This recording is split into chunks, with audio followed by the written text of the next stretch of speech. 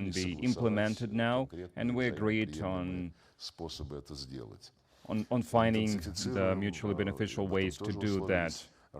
And we also agreed to enhance the legal framework between our countries, because we have some draft documents, draft agreements on the table now, which is in the interest of the both countries. Russia will continue to support Madagascar in resolving their urgent social and economic problem and training personnel in the various fields, and we will continue to provide support to establish anti-epidemiological facilities in Madagascar. Recently, on June 9th, we've transferred humanitarian relief to Madagascar to overcome the consequences of cyclones that hit the island. This year, we discussed the prospects of opening a diplomatic academy by Moscow MGIMO universities, so that officials from Madagascar could attend the courses, and Madam Minister met rector of the university, and they are showing interest in establishing a branch of this university, a branch of diplomatic academy there, and we will try to do our best to make it happen. We exchange views on the regional and international matters, including our cooperation at the UN, and we stand for democratizing the international relations further, based on the implementation of all the principles of the UN Charter in its entirety and interconnectedness. And of course, we are interested in deepening cooperation at other multilateral platforms as well. We reaffirmed our principled position in regards of the need to enhance the role, significantly enhance the role of Africa in global governance systems, including the United Nations Organization and its Security Council. We highly value the adoption by the General Assembly, the adoption of the resolution that declared that December 14th is going to be used to mark as the day of the struggle against colonialism. And among other things, it reminds us of the historic responsibilities of the former colonial powers. And in solidarity with Africa, that was one of the main pillars of the decolonization process. So we reaffirm this stance of ours, and we will continue to make new steps to rid of any remnants of the colonial and neo-colonial practices, and we will continue to develop our relations with the African Union as well. And we hope that the third Russia-Africa summit that is going to take place in Moscow this October will help bring these relations to a new level, and we were glad to hear that the president of Madagascar is going to attend this summit, and we also maintain contacts with other organizations, not just the African Union, and we have documents on cooperation with them, the Community of the Development and the Joint Market of the Eastern and Southern Africa. Madagascar is a member state of both organizations, and we agree that that cooperation between Russia and these integrational entities will be an organic complement to the relations will complement the relations between our countries. And as per requests of our friends, we discussed what is happening in and around Ukraine. We thanked our colleagues for their balanced position in this regards, and for their refusal to support anti-Russian resolutions promoted by Kiev and by the West that they are floating at the UN, and we reaffirmed things that were explained many times. And yesterday at the Russia-ASEAN summit, it was also talked about the approaches to the current situation by the president, and we reaffirmed once again that the root causes must be eradicated to resolve this crisis. And the root cause is the war that was waged by the West against the Russian Federation with the hands, with the bodies, with the hands of this illegitimate Kiev regime. And we shared similar approaches towards what is happening in the Middle East and around the Islamic Republic of Iran. We hope that memorandum of understanding that was signed between Washington and Iran will help prevent the resumption of hostilities. Once again, I would like to thank my counterpart for productive work. I would like to give the floor to her now. Merci, Monsieur le Ministre. Mesdames et Messieurs, je tiens tout d'abord à exprimer mes sincères remerciements aux autorités de la Fédération de Russie pour l'accueil chaleureux qui m'a été réservé, ainsi que pour l'hospitalité dont ma délégation et moi-même avons bénéficié depuis notre arrivée hier. Je me réjouis de la qualité des échanges que j'ai eus avec son Excellence, Monsieur Sergei Lavrov, ministre des Affaires étrangères de la Fédération de Russie, dans un esprit d'ouverture, de respect mutuel et de convergence de vues sur de nombreux sujets d'intérêt commun. Je tiens par ailleurs à mentionner que la diversification des partenariats par Madagascar et le renforcement de la collaboration et de la coopération avec la Russie procède de notre volonté de faire de la coopération internationale un véritable levier de développement pour Madagascar, axé sur nos intérêts économiques et nos intérêts sécuritaires. Nos discussions ont porté sur les grandes questions politiques internationales dans un contexte marqué par des défis croissants pour la paix, la sécurité et la stabilité dans le monde. Elles ont également permis d'aborder le renforcement de la coopération bilatérale dans de nombreux domaines, ainsi que les perspectives de consolidation de notre partenariat dans plusieurs secteurs prioritaires tels qu'ils ont été mentionnés, notamment dans le domaine de l'énergie, de l'agriculture, des infrastructures, de l'exploitation minière et de la formation. Nous avons procédé à un échange franc et constructif sur nos positions respectives sur les questions multilatérales. Constructive exchange on the key topics of the international agenda. We reaffirmed our commitment to multilateralism and the role of the United Nations in global governance, as well as our support to the reform of the Security Council to increase its efficiency, reduce its bias, and strengthen its readiness to respond to global challenges today. We are facing a crisis situation in the world, so obviously we all share the aspiration towards peace and security. We note Russia's leadership in cybersecurity and combating cybercrime, which is a challenge that can only be tackled together. There is a positive dynamic in our country's relations and diplomacy, and in general we have a very diversified approach, and we have agreed to hold further consultations on sectoral and political matters, both on a bilateral and a multilateral basis. This will allow us to make a joint contribution to the promotion of human rights, multilateralism,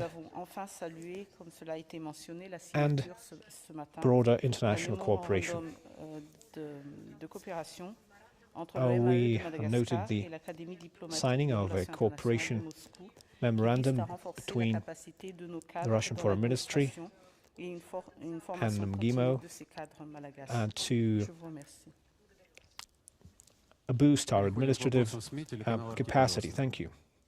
Now a question from RT. A question to Minister Lavrov. Africa is becoming one of the key centers of the multipolar world, but Western countries continue to put pressure on African countries. How can Russia change its strategy in Africa to complement its political friendship with Africa with mutually profitable economic projects? We shouldn't change our strategy. We should only pursue it further. Since decolonization started, and the key driver of which was the Soviet Union, and it was the Soviet Union which proposed the decolonization declaration in 1960, we helped African countries to strengthen their statehood, to lay the foundation of their industry and national agricultural and education sectors, as well as other parts of their economy. Hundreds of industrial enterprises to process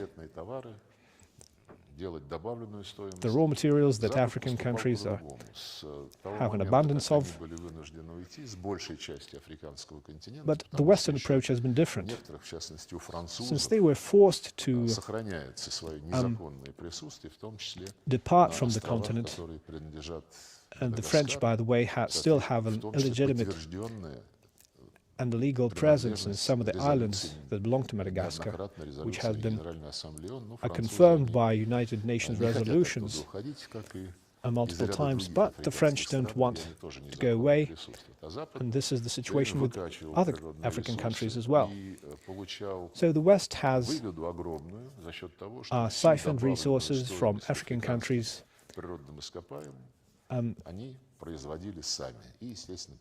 taking all of the added value and getting profits that were disproportionate to their actual contribution to the development of the African continent. And the Soviet Union prioritized helping African countries to industrialize their economies. Now, in the 21st century, we have a new stage in our relations with the continent. We have new opportunities, and we are now going back to the strategy which aims to ensure the self-sufficiency of our African friends. And we will devote our third summit that will take place in Moscow this year to the actual steps to promote this strategy. Traditional areas such as energy, food and others will be complemented by digital technologies, artificial intelligence, and it will also focus on ways to create new independent payment systems, which is also important. So I believe we are on the right path, and our African partners see that there is a significant potential here, and every such summit gives an additional momentum to our development. We have billions of dollars of trade growth. We started 15 years ago from a very insignificant amount, and we are also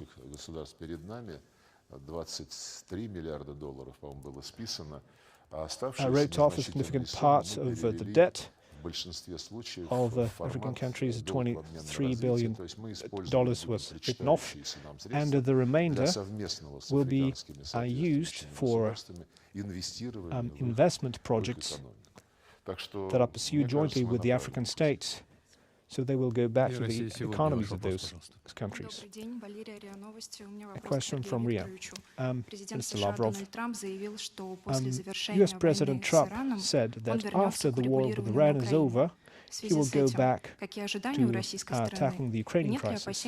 So what is the expectation from Russia? Is there any risk that Washington will get distracted again? Well, I don't think we are concerned about this. I think we have a feeling that the approach might change, like it was with Anchorage, where we had achieved an understanding.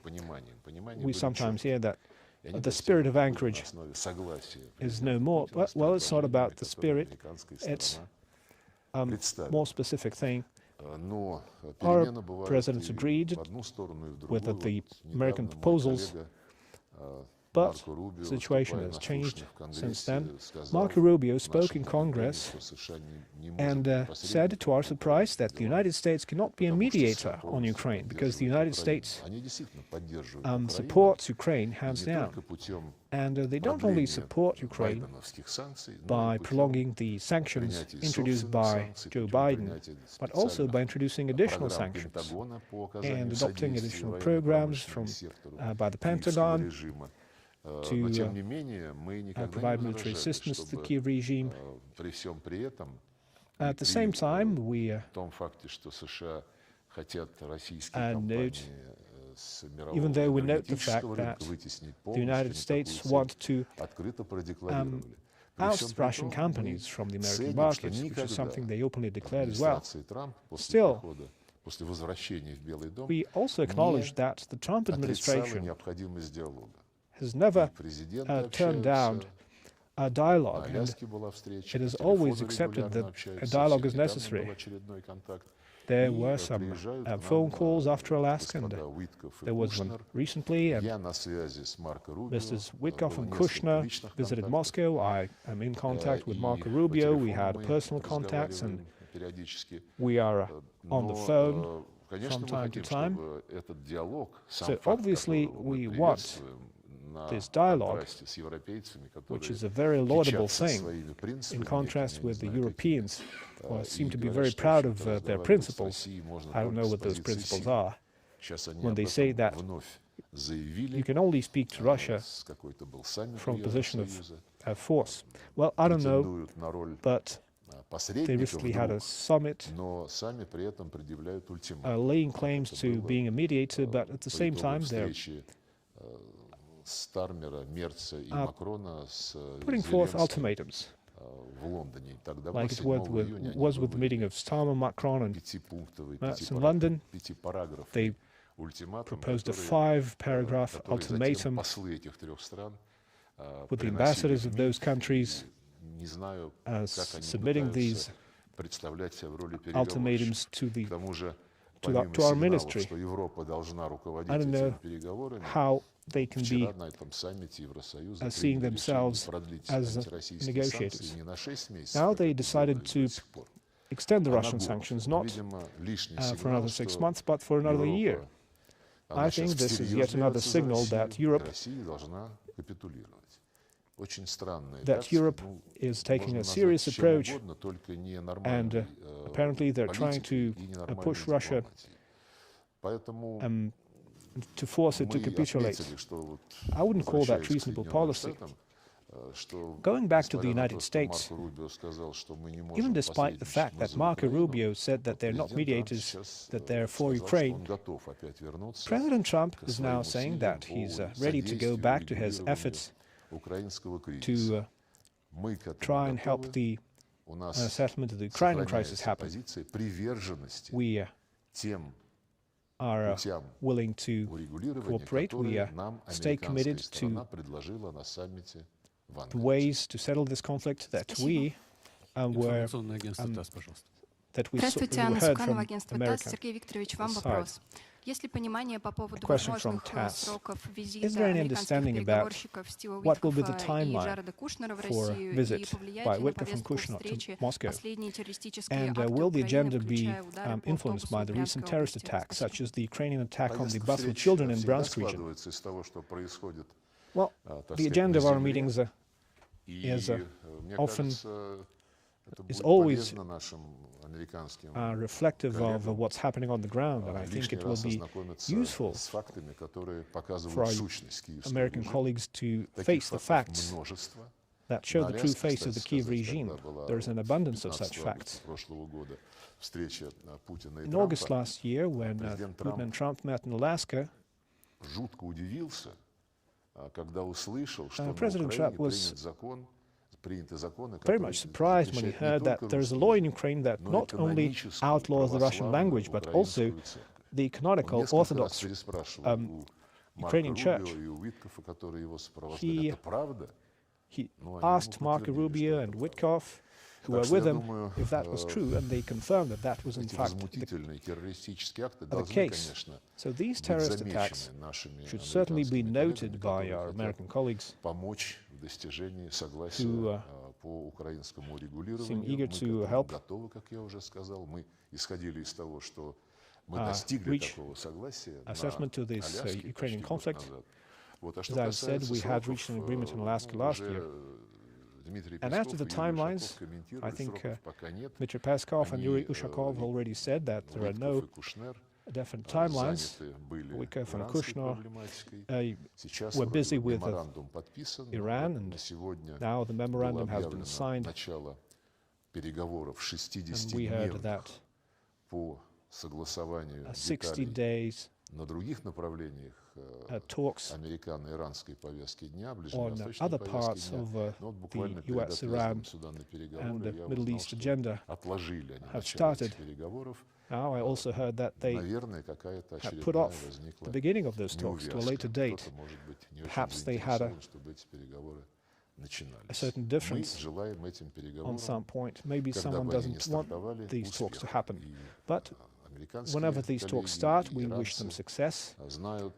Both our American colleagues and the Iranians know that we remain at their disposal should they need our services as to the ways of handling the stockpile of enriched uranium. We made that clear in the contacts with all the stakeholders. A joint press conference is over. Thank you.